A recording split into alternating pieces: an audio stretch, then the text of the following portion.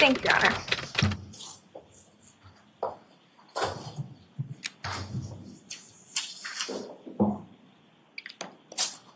Good afternoon, Ms. Albert. Hello. You were at the Waterfall Bar and Grill on January 29th for approximately 4.5 hours. Is that correct? I was there from, say, 7:45 till about midnight. So about 4 hours? Yeah. And you were there with a group of individuals, including Brian Albert, Jennifer McCabe, Matt McCabe, Julie Albert, Chris Albert, Caitlin Albert, and Tristan Morris, and then were later joined by Brian Higgins, correct? Yes. Okay. You testified that John O'Keefe and Karen Reed joined your group around 11 p.m. Is that right? Approximately. Over the course of those 4 hours that you were there, did you see any sort of tension whatsoever between John O'Keefe and Ms. Reed? Well, no, they were only there for an hour when I was there, but I didn't have really any interaction with them. But no, I didn't see anything. So based on your observations, everyone appeared generally happy and in good spirits, correct? Yes. Yep. At any point while you were at the Waterfall Bar and Grill, did you observe Karen Reed stumbling, slurring her words, or otherwise appearing to be under the influence? I did not, but again, I never engaged in any sort of conversation with her. Did you observe your husband and Brian Higgins engaging in sort of practice fighting techniques while you were at the Waterfall Bar and Grill? I saw them fooling around with each other, yeah. Okay. Your Honor, if I could show just a screenshot of a video that's been previously marked. A screenshot of it? Sure.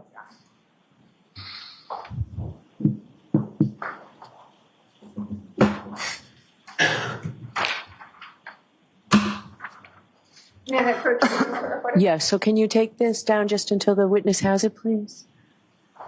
I thought you were just showing the screenshot. You want to show it up here?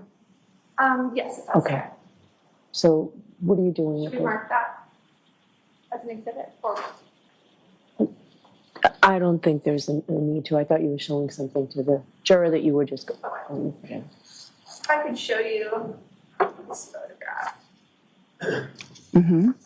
All right, so we will mark it for Oh, identification. sorry. Ms. Albert, do you So hold on, we need to, so we'll mark it for identification. So we'll take it from the witness for a minute, please. Sorry. We'll mark it for identification, but this is incorporated in what exhibit number? I believe it's exhibit 53, Your Honor. All right, just so our record's clear. Thank you. One screenshot is W for identification. Thank you. All right, so now you can, Your Honor, if I may, I haven't seen what the witness is looking at. okay? Thank you. Okay. Thank you very much. Thank you. All right, so you want to display it on the screen now, Ms. Little? Yes, Your Honor. Okay, sure, go right ahead. Ms. Albert, do you see the two individuals sort of in the closest frame to us with their backs turned to us? Two males? Yeah. I know it's kind of hard to see. Yeah. Who is the man that has just been zoomed in with the logo on the back of his sweatshirt? I believe that's Brian Higgins. Okay. And then the person with that sweatshirt is, you said, Brian Higgins? I think. Yeah. It's a little hard to tell. Over the other individual who's sitting right next to him. And I know this is kind of hard to see because the number's blocking it. Yeah. But does that appear to be your husband to the left, kind of in a fighting stance? Yeah, I think so. Okay. Ms. Albert, when your husband drinks, does he often So I'm sorry, are we spot- taking this down or keeping it up? Yes, Your Honor, you can take it down. Okay, thank you. Ms. Albert, when your husband drinks, does he often get into sort of these practice sparring, practice fighting stances? Is that common for him? Objection. No, I'm going to allow it. No, I don't think so. So this type of behavior was unusual for him. No, I think they were just fooling around. I don't think there was anything much to it. My question was, is it unusual for you to see him sort of practice fighting? I wouldn't call that practice fighting. I think they were just fooling around. And yeah, maybe I've seen him do that other times, but it was fooling around. They weren't practicing. Let me put this a different way. You do know that your husband is a highly trained fighter, correct? Objection. I'll allow that. Absolutely not. Your husband has no fighting experience whatsoever. A highly trained fighter? No, he's not. He has boxing experience, correct? Objection. So I'm going to see you at sidebar on this, please.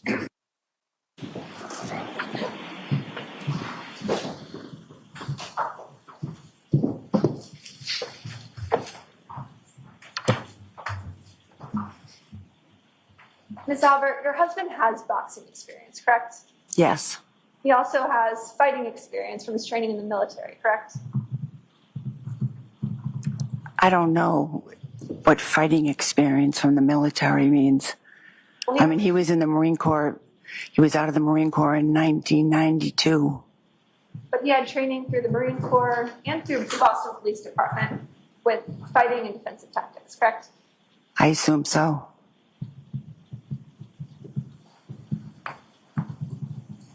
Ms. Albert, you testified earlier that you left the waterfall around, I believe, 11:45. Is that correct? No, I said I think closer to 12. Okay.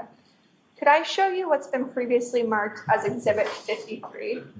Your Honor, could I have permission to publish Exhibit 53? Okay. And Mr. Bates, if I could have you start the video at 5:14.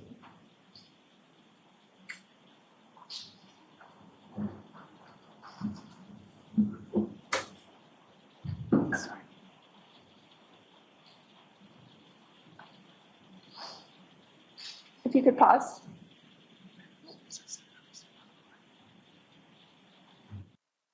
This video? No, I don't. Do you see the woman that's in the lower quadrant? Do you recognize that individual at all? I don't. It's so I can't tell who that is. I know this is not the best video, so I'll play a little bit more and see if you might be able to recognize it. You don't recognize who that individual is? I mean, it could be me. I'm not sure. I can't really tell. All right, so this is an instance where the video has to speak for itself, right? Understood, Your Honor. You could play just for a little bit longer. Good pause. Did you recognize the woman that just sort of walked forward? Yes. Now seeing the coat, I recognize that it's me. Thank you. And did you see what was in your hand when you walked by? I don't. You could play just a little bit more.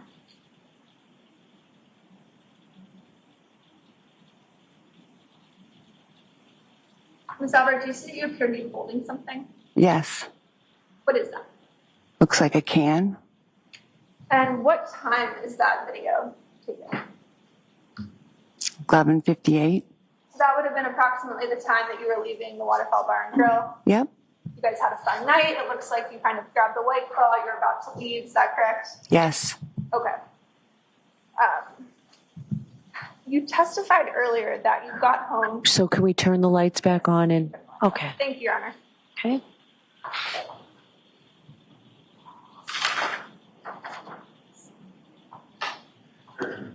Let me switch gears a little bit. You testified earlier that there are 4 cars that are usually parked in the driveway at 34 Fairview, correct? Yes. And you listed at least the make and model of about 3 of those vehicles. Yep. Do you recall that? Yep. You said there's a Cadillac that usually is parked in your driveway, there's a Ford Explorer, and there's a Ford Escape, correct? Yep. But you also said there's a 4th car. That's your husband's work vehicle. Yes. Yep. What type of car is that? That's a Ford Edge. A black Ford Edge. Yes. Yep. Is there a reason that you didn't want to state or commit to that in front of this jury when you originally testified? No, there's no reason. I was just trying to think of all the different cars. We have 5 kids. We've had a lot of different vehicles. I was just saying it as I remembered it. News coverage in this case has revealed the importance of a Ford Edge. Objection, correct? Your Honor. Sustained. In your mind, A forward edge has significance to this case, doesn't it? Objection, Your Honor. No, can you answer that? Does a forward edge have significance in this case to you? I've heard it talked about. Yeah. And what you've heard talked about is that an eyewitness saw a Objection, Your Honor. I'm going to stop you on that. The objection sustained. Ms. Albert, you know there's significance to the forward edge, and that's the one Objection, Your Honor. that you did not mention in your initial testimony, correct? So I'm going to allow that question. Can you answer that? I just was trying to think of all the different makes and models. I did not purposely say that. Okay.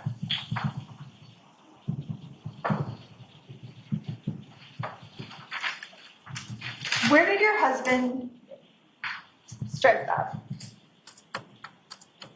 You testified earlier that you weren't sure exactly where Brian Higgins parked that night when he arrived at your house, correct? Right. And you said, I'm not sure, but then you gave a pretty vivid description about him being parked, you think, in front of the house by the mailbox facing away from your residence, correct? Right. Yep. Is that statement something that's from your personal recollection or for something that you've discussed with other witnesses in this case? No, it's from my personal recollection of what I'm pretty sure I remembered. He pulled in first. He backed out so we could pull in, and then I'm pretty sure he pulled out and parked along the curb where the mailbox was. So you haven't discussed that statement with any other witnesses in this case? I don't remember. I don't think so.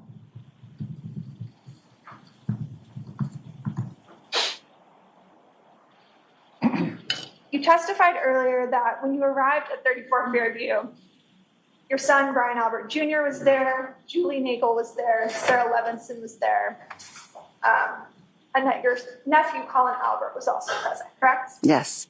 Okay. Can you describe sort of your interaction with Colin Albert when you walked in the door? It was literally, I was coming in. I think we almost bumped into each other. I said, I didn't realize he was there. I said, hey, what are you doing here? He said, oh, I just come by to see Brian, but my ride's on its way. I'm about to leave. And I said, oh, okay. And I said, all right, I see ya. And he just kind of continued on. I think he must have went out the door. So when you first testified, I believe you stated that you saw Colin seated at the table with Brian Jr., correct? When I testified, when? Earlier today. I don't believe I said that. Shortly after he got up. No, I don't believe I said that. You never said that he was initially seated with Brian Jr. No, I'm pretty sure I said when I walked in, I immediately saw him. So when you walked in the door, you're saying he was already leaving to go get his ride, correct? He was standing and looked to me like he was getting ready for someone who was coming to pick him up. Got it. And when you pulled up with Brian Higgins and Brian Albert, that all happened around the same time, correct? Yes. And you have never mentioned seeing any other vehicle waiting outside the house for Colin when you arrived, correct? No.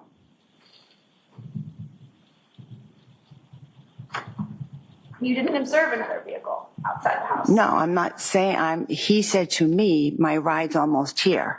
I'm leaving.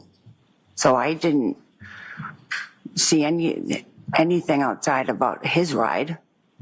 And it was cold outside that night? Yeah. So he sort of walked out the door before his ride arrived? I don't know if he went and stood and waited by the door. I came in the house, and like I said, I immediately said hello to my son, his friends. I went and started doing my cleaning, and I didn't really pay attention. But I assume he left because I never saw him again. So you're not sure if he was sort of standing by the front door? I'm not sure. I mean, he could have been standing there waiting. He said his ride was about to be there. Okay. But you didn't see him leave? I did not see him leave. You testified that your German Shepherd, Chloe, was also at the house when you arrived home on January 29th, correct? Yes. She's a large German Shepherd. Yep, about 70 pounds. She's not great with strangers.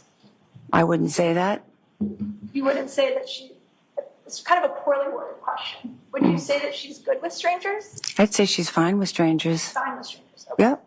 She's She's definitely not good with other animals, is she? No, she did not like other dogs. Chloe actually has a well-documented bite history, doesn't she? Objection. Does she? With dogs, a couple dogs, yes. Ms. Albert, she also has a bite history with humans, doesn't she? Objection. Ask that differently. Ms. Albert, Chloe has injured other humans, hasn't she? Objection. I'm going to allow that. In one incident in May of 22, when she got out and was fighting with another dog, the woman whose dog it was tried to break up the two dogs, and while she was trying to break up the two dogs, she got injured.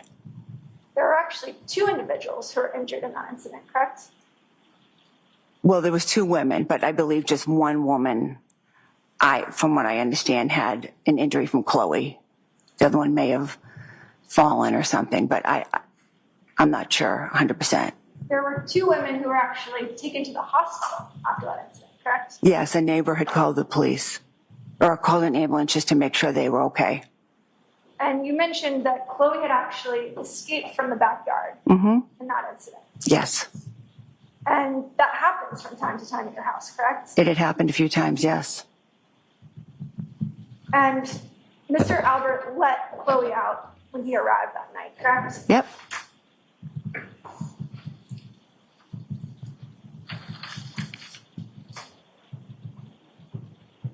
Ms. Albert, you don't have Chloe anymore, do you? Nope. In May of 2022, 4 months after Mr. O'Keefe's death, you got rid of your family dog of 6 years. Objection. Oh, is that true? Is that when you got rid of your dog? I did not get rid of my dog. I rehomed my dog. Your dog is no longer in the Canton area, correct? No, but I know where she is. She's in Vermont. And that previous testimony, that information has all been given. So if she was ever needed for anything, we know where she is. Was that testimony given to the defense? Probably.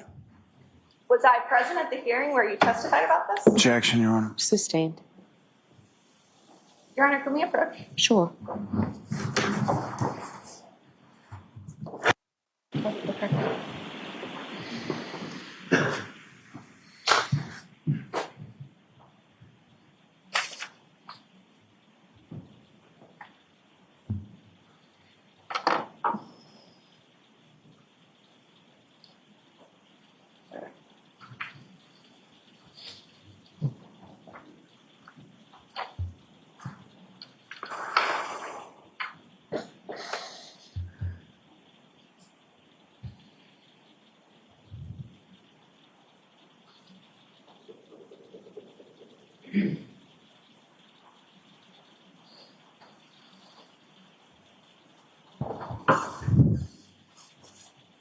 Thank you, Your Honor. Okay.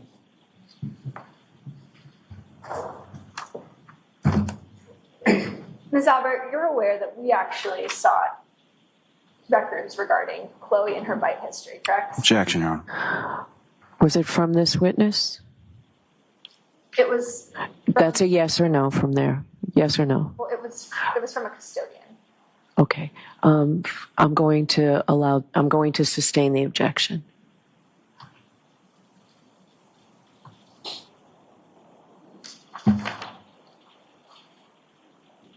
All right, Ms. Albert, I want to direct your attention back to the early morning of January 29th. Mm-hmm. You testified that everyone who arrived at your house just after midnight was sort of generally gathered at the table in the kitchen area, correct? Yes. And over the course of that evening, you had never heard any sort of disruption inside, correct? No. You didn't hear a crash. Certainly There never needs heard- to be an answer. Sorry. No. You certainly never heard any screaming or yelling, No. and you never heard the screech of any brakes outside, correct? Correct.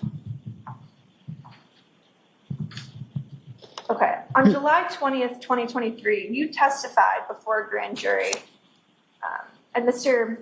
Lally was not there, correct? And Adia McLaughlin was also not there, correct? Okay. Do you recall that? Yes. And you were specifically asked during the course of that hearing where everyone was positioned around the table that night. Mm-hmm. You remember that sort of line of questioning? Yeah. And you explained that your sister Jennifer was seated next to Brian Jr. Jackson, is there a question? We're getting that question, so go ahead. You were very specific about kind of how people were seated at that table that night. Do you remember that testimony? You explained that Jennifer was seated next to Brian Jr. and Matt McCabe was across from him. Do you recall that? Yep. But when you were asked where your husband and Brian Higgins were positioned at the table, you weren't able to place them there. Isn't that true? Because I don't believe they ever sat at that table. And what you told the grand jury during that hearing was that at least at one point, they had left the room and they were outside of your view, correct? I'm not sure I said that. You told the jury that you were cleaning and you weren't sure where they went, correct? Well, initially when I first came in the house and I was doing my thing, I don't remember exactly where And they were. you told the grand jury that you don't recall seeing them at the table, but you don't recall where they went because you were kind of focused on cleaning, correct? Right. And there was one point at which you said that you joined them in family. Yes. Is that right? Okay. But while you were cleaning, you said, I don't really know what they were doing, but they weren't there, correct? Yes. So you recall your husband and Brian Higgins left your view and went to some other place in the house that evening, correct? They could have. Ms. Albert, how many steps is it from the front door to the basement? Steps? It's a poorly worded question. I will rephrase it. When you open the front door of your house, Uh-huh. how many steps does it take to get to the door to the basement? 4 or 5.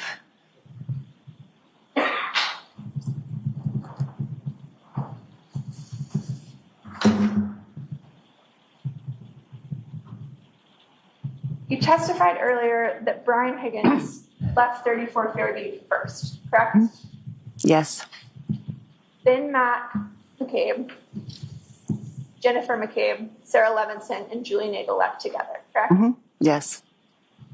And the very last person to leave your house that night, you said today, under oath, was your daughter, Caitlin, correct? Yes. And you said she left your house close to 2 a.m. Is that right? Yep. Ms. Albert, that's not what you told Sergeant Lank on January 29th, 2022, is it? I don't recall what I told him. Would it refresh your recollection to take a look at your statement to Sergeant Lank? Sure. May I approach the witness, Your Honor? Yes.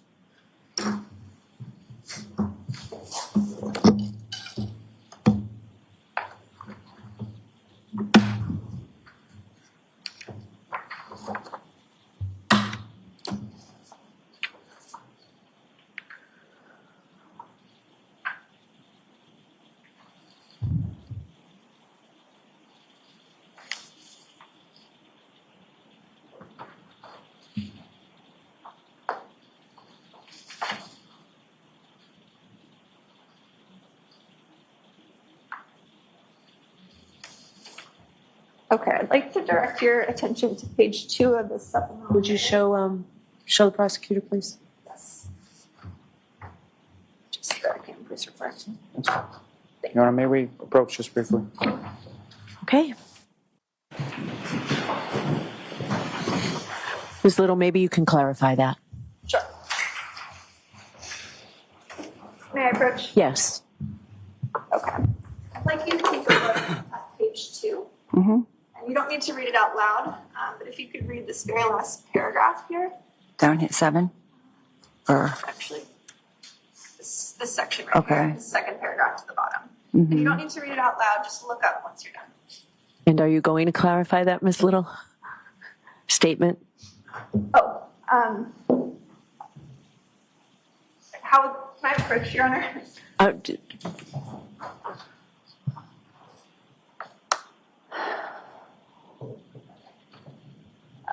Ms. Albert, this is just a police report containing an interview that was conducted, correct? Yes.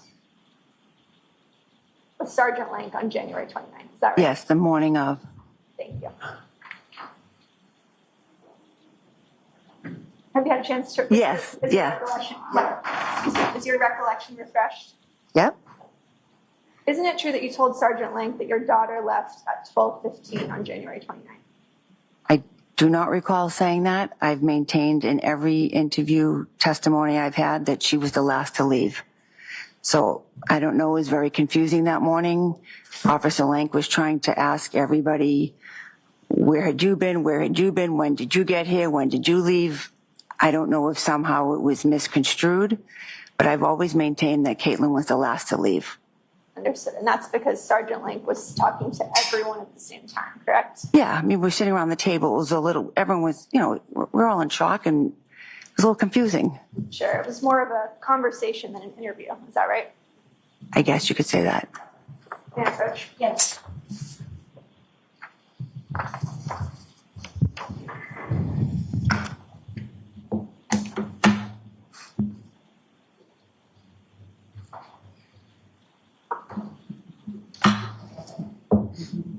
Ms. Albert, do you deny saying that to Sergeant Lank? I don't believe I said that. I think maybe someone was saying, oh, Jen and Matt got there at 12:15. He misunderstood. It got misconstrued later in his notes. But I've always said, in any other time I was questioned, that my daughter was the last one to leave. So I don't. So you weren't trying to protect your daughter? No. You were forthcoming about always providing the troopers with information about the individuals who were present that night. Yes. Okay. Ms. Albert, you and your family discussed this case at length before your interviews with law enforcement, correct? Objection. I'll allow it. Did you? Of course, we discussed the case, but just everything that was going on, we were trying to figure out what happened.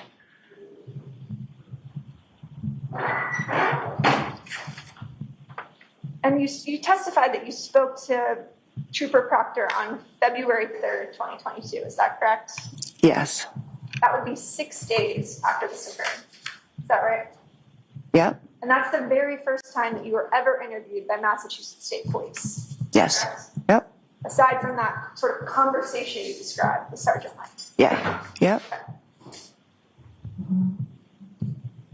When you spoke to Trooper Proctor on February 3rd, 2022, you left a lot of names out of individuals who were present at your house on the morning of January 29th, 2022. Isn't that correct?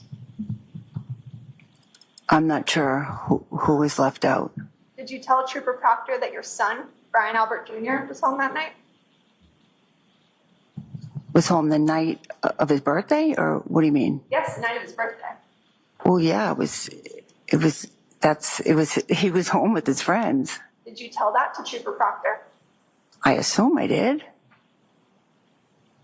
So if it wasn't in his report, that would have been his mistake? Objection, Your Honor. Sustained. Did you tell Trooper Proctor your daughter, Caitlin Albert, returned home with you after the waterfall? I believe so. Did you tell Trooper Proctor that your son had 2 female friends at your house when you arrived? I believe so. And notably, did you tell Trooper Proctor that Colin Albert was present at your house? I probably didn't, because anytime I was questioned about who was there, to me it was who was there afterwards, hanging out from like the 12:15 point on. I didn't consider Colin as being there because I literally crossed paths with him. He left, and I didn't consider him being a part of the group that was there. Were you asked who was at the house that night? I assume he asked that, but I also didn't mention the people that my son had previous, because I didn't consider them as part of the people that I was with when I got home. You never mentioned Colin Albert to Trooper Proctor, correct? Correct. And you never mentioned Colin Albert to Sergeant Lank. Correct.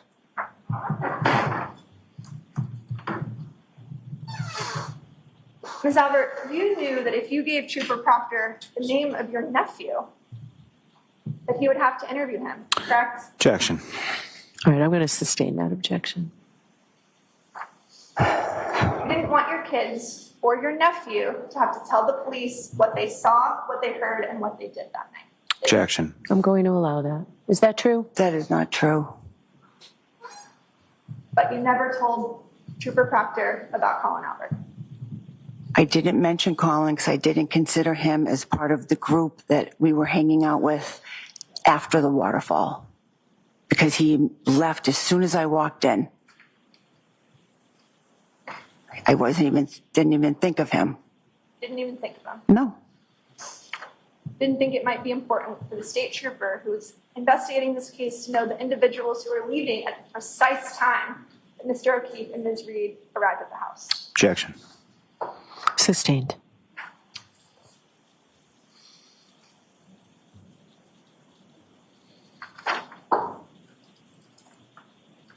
Ms. Albert, what's the first thing you remember waking up to on the morning of January 29th? My sister bombing into my bedroom.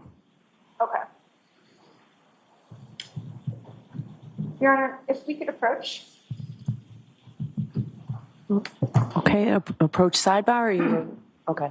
Yes.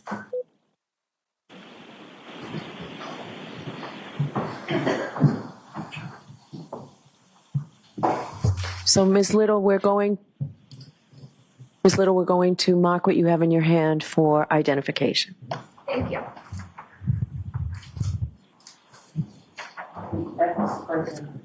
Thank you.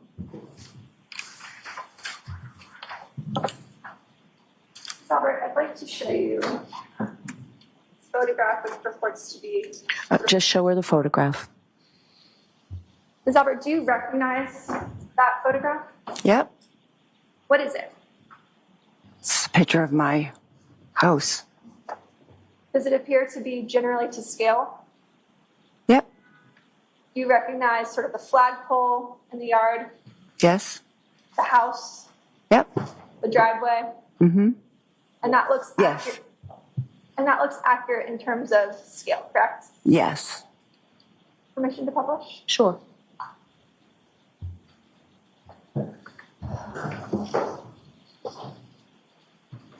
Ms. Albert, where is your bedroom located?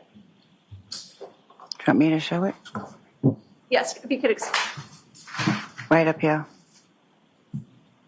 So your bedroom is in that upper left-hand quadrant, correct? Mm-hmm. Yes. The far left window, that's your bedroom window. Yep. Is that right? Yep. The two of them. So on January 29th, you had two bedroom windows on the left side of the house that were facing the front lawn where Mr. O'Keefe's body was found, correct? Yes. You're aware that Ms. Reed, Jennifer McCabe, and Carrie Roberts arrived outside your property around 6:04 a.m., correct? Yes. Did you hear any fire trucks that morning? I did not. Did you hear any ambulances? I did not. You didn't see the flashing lights of emergency vehicles outside your bedroom window? I did not. My blinds were shut. My curtains were closed. I did not see anything.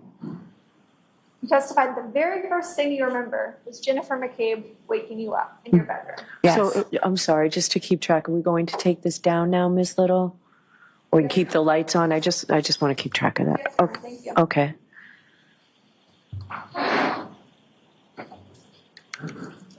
What time was that? I thought it was somewhere between 6 and 6:30. May I have a moment? Sure.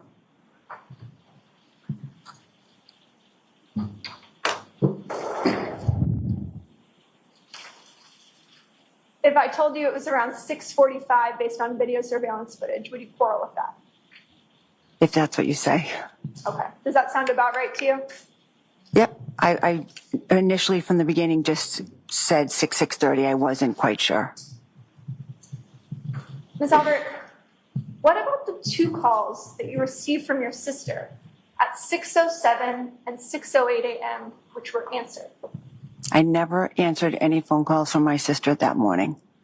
You're aware that the Cellbrite records indicated that you answered two calls from your sister Objection, Your Honor. and 6:08 a.m. The objection sustained. Your Honor, may I approach the witness? Okay.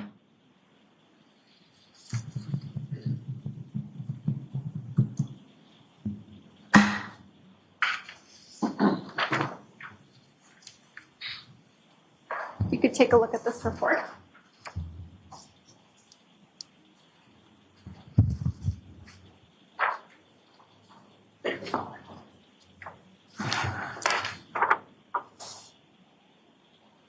Ms. Albert, you received, If I could just see what's being shown to the witness before.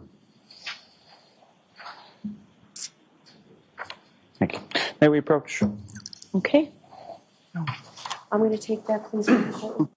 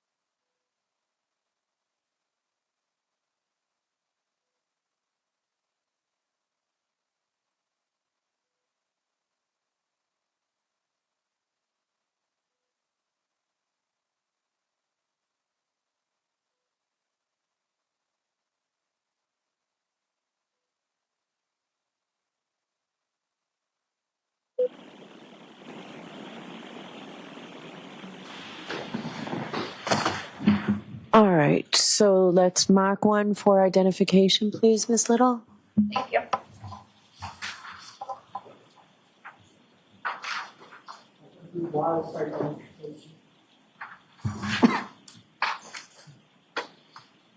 Okay, and you can give it back to Ms. Albert, Thank you. and you can go back and ask a question, and let's see where we go with this, okay?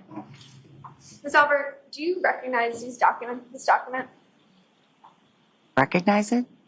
Do you know what it is? Well, yeah, I see what it is. Does it refresh your recollection as to the 2 calls you received on the morning of January 29th? It says here 2 calls were placed. Okay, don't read it, but you were asked a specific question, so if you could answer the question, please. Does that refresh your recollection to the 2 calls you received from your sister on the morning of January 29th? She may have placed those phone calls to me, but I never answered them. You received a call from Jennifer McCabe on January 29th at 6:07:42 a.m. that lasted for 9 seconds, correct? She may have placed a phone call to me. I never answered it. I never spoke to her that morning. You also received a second call from your sister at 6:08:17 a.m. that lasted for 7 seconds, correct? Objection. Go ahead and answer that. It says that, but I never answered a phone call from my sister Jennifer that morning. You're aware that cell phone companies have what are called tolling records, correct? That show if there's a voicemail or something of that nature. Objection, Your Honor. Sustained. Ms. Albert, it's your testimony here today that you never spoke to your sister that morning. I never spoke to my sister on the phone that morning. Who else was in your bedroom that morning? Me and my husband. You and Brian Albert were the only 2 individuals who could have answered those calls that morning, correct? We're the only 2 people in the room, besides the dog. And at 6:07 a.m., someone had a 9-second call with Jennifer McCabe, correct? Objection. All right, sustained. And you've got more for this witness, I imagine, Ms. Little? Yes, Your Honor. Okay, so we'll take the luncheon recess, folks. It's 1 o'clock.